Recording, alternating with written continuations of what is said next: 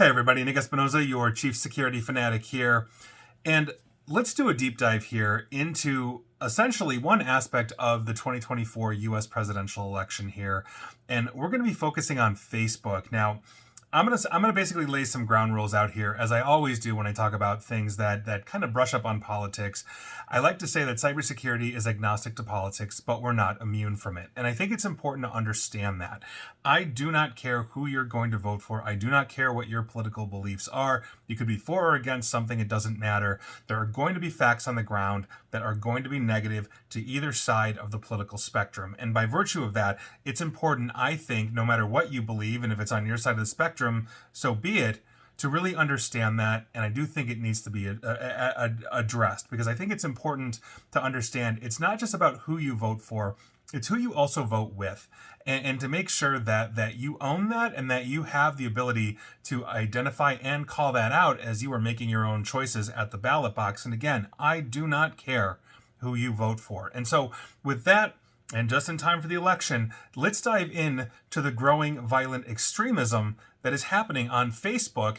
And quite frankly, it's something to be seriously concerned about, given that we are coming into what is going to be a very contentious November 5th. So obviously just in time for the election. Now, Tess Owen of Wired had a really good write-up on this that I'm cribbing from. Also, the Tech Transparency Project, which Tess quotes, and my own reporting is all going into this, but I highly recommend you go check out her article and also the Tech Transparency Project as well, not to mention my stuff too, if you so choose. But here's what's happening. And it's of deep concern to me, because anti-government militia movements have been continuing to use Facebook to recruit, coordinate training, promote ballot box stakeouts, and also prepare for a civil war that many of these militants believe are going to break out after Election Day. Now, this also comes, as Facebook has continuously said, they police this stuff, and we're going to dive into that. Now, in some of these cases, the movement is attracting people who don't appear to have any prior background in a militia. And if you have basically listened to or watched any of my past reporting on these kinds of things, the entire point of having an extremist group is to radicalize others to their cause, and they're leveraging Facebook to do this. Now, Meta, aka the parent of Facebook, basically Facebook, is essentially doing the work for the extremists themselves in some cases by actually auto-generating some of these group pages for them. Yes, Meta, hear that again, is actually seeing this online and then creating pages for it as people are discussing this outside of an official group, and they are creating groups for these extremists. Now, data shared exclusively with Wired by the Tech Transparency Project, which is why I'm cribbing from both, show that these groups are just continuing to grow and grow on Facebook. And of course, the militias absolutely love this. And here's why. Militias require platforms like Facebook to grow. It's a tool for essentially a paramilitary movement or an extremist movement to strengthen and radicalize its network, as I just talked about. It also helps them facilitate organizing at a local, state, county, and sometimes even federal level if you're going to march on Washington, D.C. And by virtue of that, it helps to boost their membership because they're organized.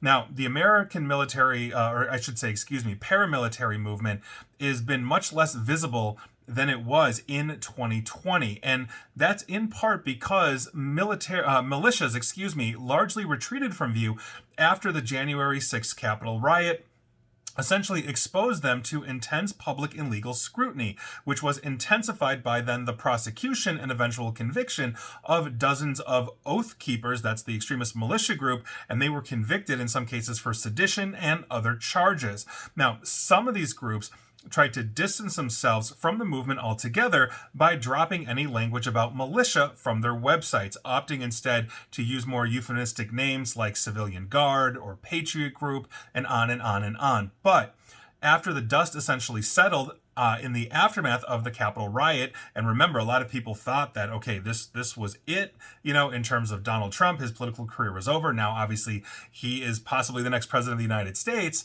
And so after that dust settled, the movement began quietly rebuilding on Facebook, and they ramped up training. They began coordinating across counties and states, et cetera, because they all have a common cause. Now, the Tech Transparency Project has compiled a list of 262 public and private Facebook groups and 193 pages for militia and anti-government activists that were created in the wake of January 6, 2021. Nearly 24 of those groups and pages have been created since May of this year, according to that Transparency Project. Some of them make minimal effort to conceal their affiliations to extremist networks. One of the public groups that was created in May is called the Michigan 3%ers. And by virtue of that, if you don't understand the 3% movement, this is a militia that basically is looking forward to that civil war. So increasingly, the movement is also relying on individual profiles associated with the leaders of local militias. Moderation essentially has put a dent in the presence of the American Patriots 3%, or AP3, one of the largest active militias that Facebook explicitly banned in 2020 as a, quote, militarized social movement, end quote, and also armed militia group. But here comes the BS response from Meta on this one, and I quote, "We will continue to remove any groups and accounts that violate our policies," end quote. Meta has also said that they carried out a, quote, strategic network disruption, end quote, of AP3 in 2020, and again earlier this year in June, removing them from Facebook, Instagram, for a total of 900 groups, pages, and accounts associated with the members. But here's why that is absolute BS, because Wired reviewed the posts from AP3 groups and profiles, and they are still on the platform, including examples where members and leaders brandish AP3 insignias, they share photos of their in-person training sessions, and more. Now, there has also been some recent news where Facebook has even auto-generated pages for militias, as I mentioned earlier. In May, Facebook auto-generated a group for a page for AP3's Arizona chapter. In June, Facebook auto-generated a page for, quote, AP3NM New Mexico training range. So Facebook is doing the work for this. Now, if you hover over the information widget on the page, the Facebook explainer reads, and I quote, "This unofficial page was created because people on Facebook have shown interest in this place or business. It's not affiliated with or endorsed by anyone associated with AP3 training range." In other words, their artificial intelligence is seeing people talking about this, generating this, talking about civil war and et cetera, in the wake of essentially the November 5th election. And Facebook's AI went ahead and said, let's go ahead and create a page for that because let's get everybody on the same page. And that's the problem. Now, FYI, Facebook, basically, and Meta, the parent company, has repeatedly come under fire in the past for auto-generating pages for extremists, white supremacists, terrorist organizations, and a whistleblower first flagged this issue in 2020 in a supplement to an earlier petition filed to the SEC.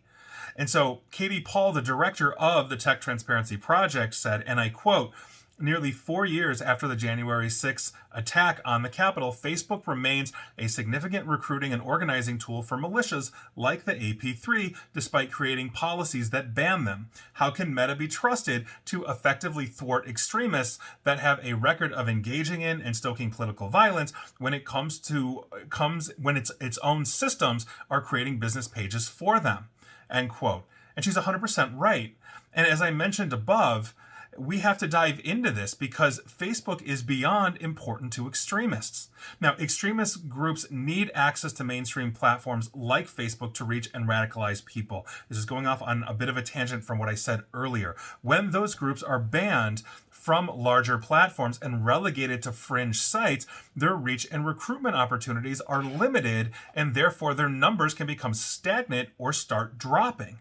John Lewis, basically a research fellow at George Washington University's program on extremism, said, and I quote, "We know the power of Facebook as an organizing platform to pull in people who have fallen down rabbit holes and radicalize them further. We should be concerned that actual organized domestic extremist groups have free reign on platforms that millions of Americans use." Now, as the election is coming up incredibly fast, the paramilitary network on Facebook has essentially been a hive of people looking to link up, train, and prepare.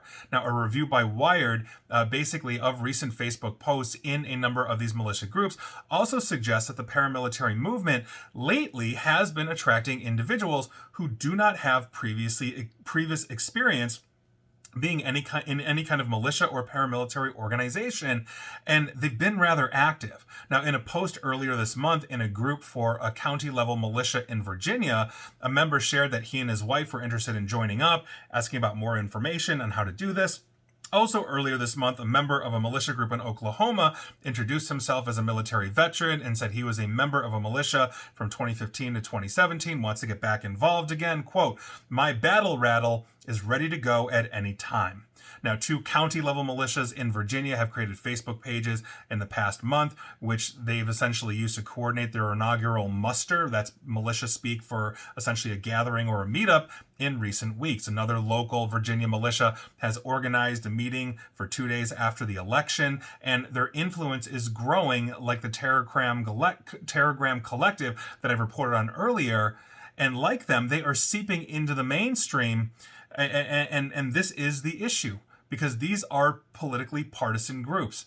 And that is the problem, is that they're integrating into not necessarily the extremists, but those that are on, let's say, further out on the political spectrum, but still could be considered the edge of mainstream.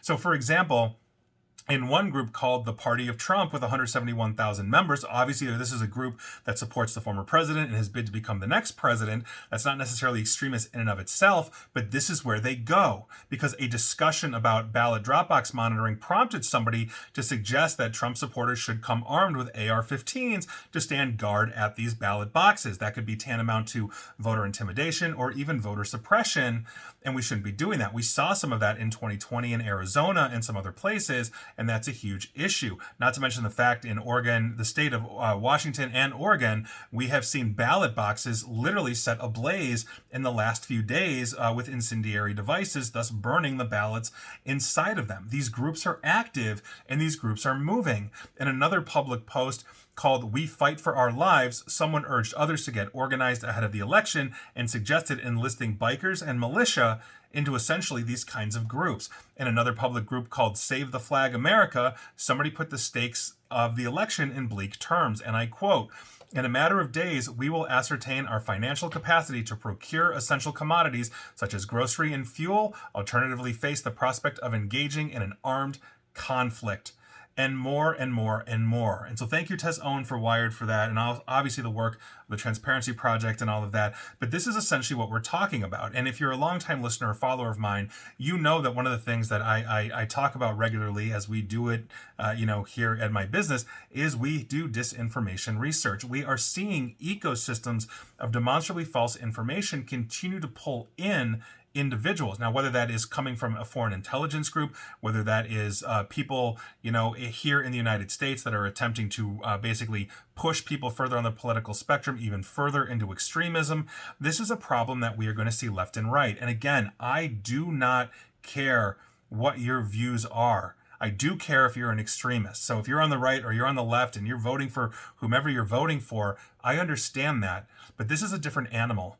And they're growing and they're increasing in numbers and size. And by virtue of that, these are the ones that would literally terrorize an armed population, even as a minority. And so this is a huge issue that we are going to see. And one of my fears coming up in this election, and I think election day itself is probably going to be peaceful, but I'm honestly not sure about the aftermath. I'm honestly not sure what exactly is going to happen. And as somebody that has worked election security on the cybersecurity side as well, I know that a lot of what we have floating around there simply doesn't have any evidence that there has been any kind of malfeasance, at least on the technical side. Influence operations are happening constantly, but this is a problem.